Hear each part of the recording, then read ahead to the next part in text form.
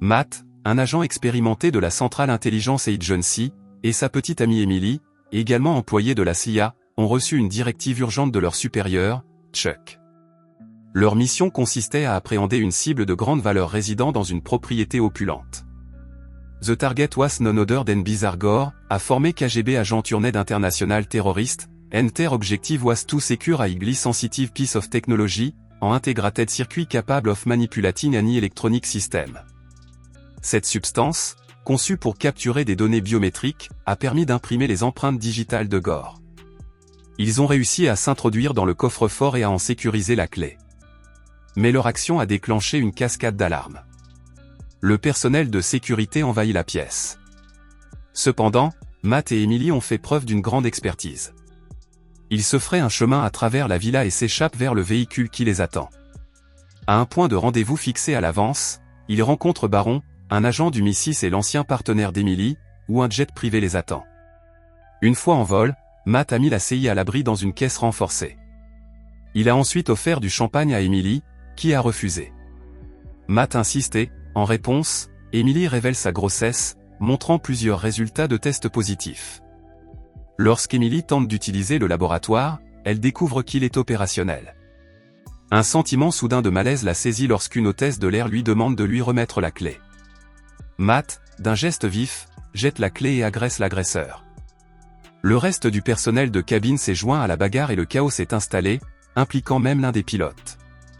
Au cours de la mêlée, une hôtesse de l'air a visé Emily, mais Matt est intervenu, si bien que le tir a blessé mortellement le pilote restant, ce qui a entraîné une descente rapide et incontrôlée.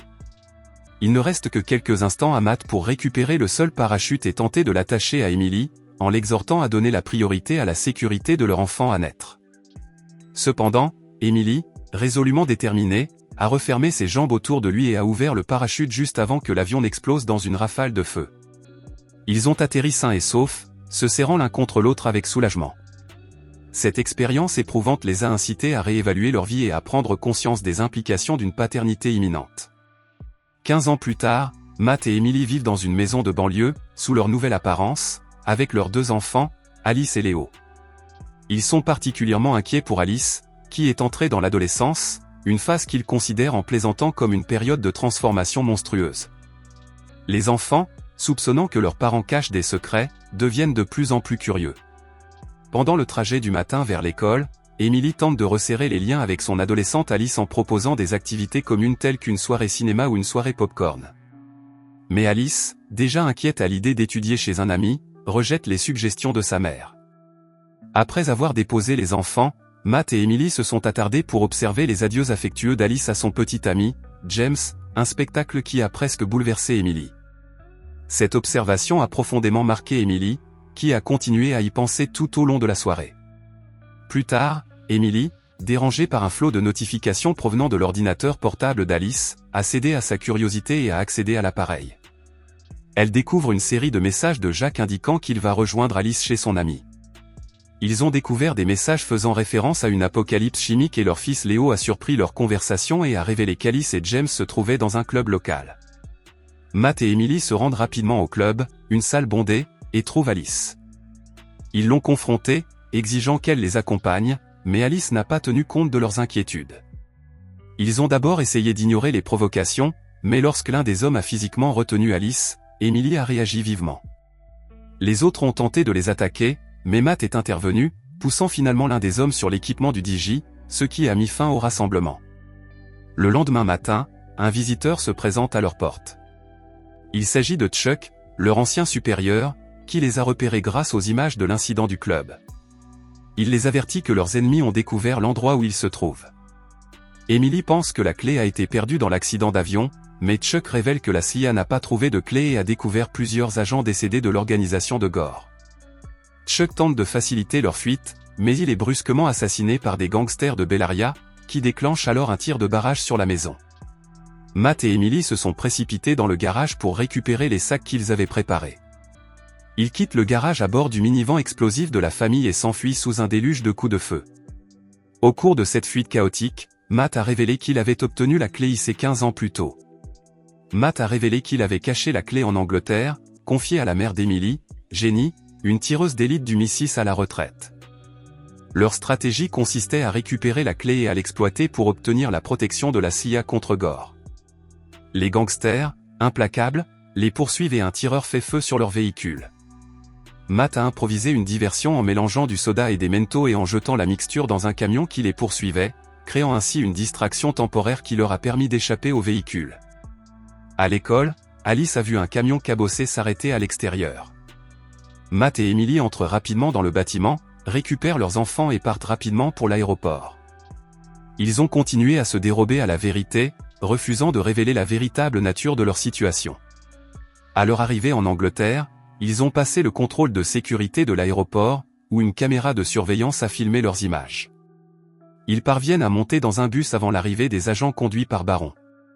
Ils descendent à l'arrêt prévu, mais l'un des agents de Gore, qui se trouvait dans le bus, indique à Gore l'endroit où il se trouve. Emily a subrepticement obtenu les clés de la voiture d'un autre passager et les a remises à Matt, qui a rapidement présenté une Range Rover, affirmant qu'il s'agissait de leur véhicule de location. Pendant que la famille conduisait, les enfants ont posé des questions sur la connexion Wi-Fi. Mais Matt et Emily, conscients des capacités de traçage de leur téléphone portable, ont confisqué et détruit les cartes SIM. Ils se sont arrêtés dans une station-service pour prendre du carburant et des provisions. Lorsque les enfants entrent dans la supérette, Alice découvre que leur passeport porte de faux noms et s'interroge sur leur vie cachée. Matt et Emily, à l'extérieur de la station-service, remarquent un groupe de motards et une voiture qui les entoure. Matt allume le pistolet à essence, créant ainsi un effet dissuasif, tandis qu'Emily se bat avec les agresseurs, à la grande surprise d'Alice et de Léo. Matt et Emily neutralisent les agresseurs. Alice demande des explications, mais Matt et Emily insistent pour qu'ils montent dans le véhicule. Baron et les agents du MI6 passent rapidement, faisant demi-tour pour arrêter la famille. Matt réussit à mettre hors d'état de nuire un camion transportant des tuyaux, créant ainsi un barrage routier et facilitant leur fuite. Alice et Léo, essayant de comprendre la situation, supplient leurs parents de leur révéler leur véritable identité. Ils finissent par avouer qu'ils sont d'anciens agents de la CIA. À la station-service, Baron et Wendy identifient les mercenaires comme étant les Vula, un groupe mafieux de Bellaria. La famille arrive au manoir de Jenny, où elle est occupée à tirer sur des oiseaux. Ils entrent dans le manoir où Nigel, le partenaire de Jenny, les rejoint, révélant qu'il est un ancien stagiaire du MI6 sous la tutelle de Jenny. Pendant ce temps, Baron et Wendy poursuivent la famille. Ils ont repéré le véhicule à l'aide de la technologie satellite, mais ont perdu le signal en raison d'une épaisse couverture nuageuse. Ils ont scanné les environs et identifié l'immatriculation du véhicule comme étant Fox Hunter Limited, une société dont Baron se souvenait qu'elle était associée à Jenny, la célèbre tireuse d'élite du MI6 qui résidait au manoir. Matt informe Jenny de la situation et lui révèle que la clé IC est cachée dans sa résidence. Une discussion s'engage entre Emily et Jenny, au cours de laquelle Emily souligne ses efforts pour se distancer de la trajectoire de Jenny et être un parent présent dans la vie de ses enfants. Au même moment, une équipe de mercenaires s'infiltre dans le domaine du manoir et se dirige vers la maison. Matt accompagne Emily dans un endroit caché à l'extérieur du manoir, où il a dissimulé la clé IC. Il la récupère au moment où un hélicoptère atterrit, ce qui les pousse à retourner au manoir en toute hâte. À l'intérieur, il trouve Jenny et Nigel ligotés. Alors qu'ils tentent d'atteindre les enfants, ils sont encerclés par des hommes armés et conduits dans une autre pièce où Alice et Léo sont également attachés. Matt a montré la clé, suppliant qu'on libère les enfants. Lorsque Chuck a émergé, il a révélé qu'il s'était évanoui pour motiver Matt et Emily. Il a été révélé que Baron était innocent et qu'il traquait en fait Gore et le Vula, tandis que Chuck avait orchestré toute la situation. Matt et Emily sont stupéfaits lorsque Chuck prend possession de la clé, révélant qu'il a perdu un CI après l'accident d'avion, ce qui a entraîné sa rétrogradation et la dissolution de son mariage. Pendant ce temps, Jenny a réussi à accéder à un compartiment d'armes cachées et à neutraliser 2 mercenaires avec des fléchettes tranquillisantes. Les agents arrêtent alors Matt et Emily. Chuck transporte les enfants jusqu'à un hélicoptère qui les attend et décolle. Matt et Emily reprennent conscience et visionnent les images de sécurité pour retrouver l'hélicoptère. En regardant Léo afficher sa bague intelligente, ils ont suivi sa position GPS jusqu'à un bâtiment où se déroulait un événement.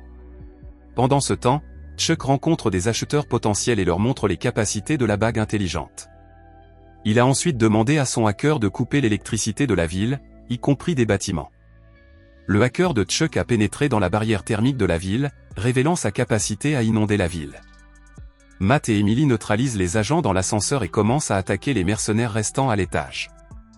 Baron et les agents du Mi-6 sont arrivés, non pas pour arrêter Matt et Emily, mais pour capturer Chuck et Gore.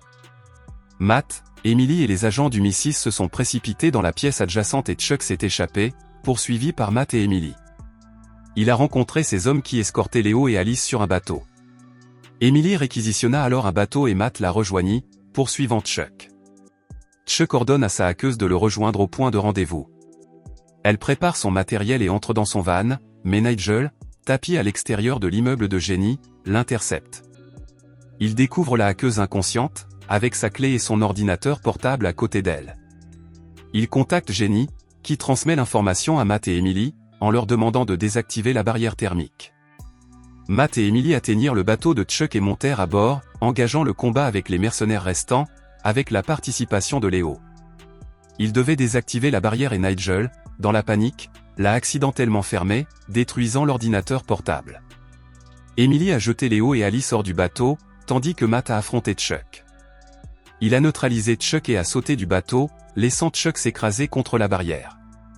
Matt félicite Léo pour son courage et son aide, tandis qu'Emily serre Alice dans ses bras, soulagée qu'elle soit saine et sauve. Jenny et Nigel sont réunis et la famille s'éloigne ensemble.